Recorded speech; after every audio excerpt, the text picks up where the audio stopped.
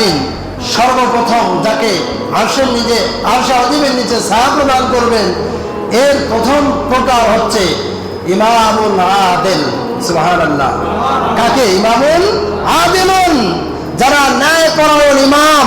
আবার এই যে ইমাম না, এই ইমাম যদি ইমাম 5 ওয়াক্ত নামাজের ইমাম বানাতে হয়, তাহলে তার পা থেকে মাথা পর্যন্ত দেখতে, মানে তাতে মসজিদ কমিটির সভাপতি নামাজ পড়ুক আর নাই পড়ুক, মসজিদ কমিটির সেক্রেটারি, ক্যাশিয়ার, সদস্য যারা আছে বা এলাকার মানুষ যারা আছে, এরা নামাজ পড়ুক আর নাই পড়ুক, এদের বউ পর্দা করুক আর নাই করুক, এদের মাইয়ে পোলা নামাজ পড়ুক আর নাই পড়ুক, এদের পরিবারের লোকেরা নামাজ পড়ুক আর নাই পড়ুক, এরা হালাল খাক আর নাই খাক, এরা বোনের হক আদায় করুক আর নাই করুক, এরা বাবা মায়ের হক আদায় করুক আর নাই করুক, এরা ছেলেমেয়ের হক আদায় করুক আর নাই করুক, এরা পাড়া প্রতিবেশীর হক আদায় করুক আর নাই করুক, কিন্তু ইমাম হতে হবে ফেরেশতার মতো।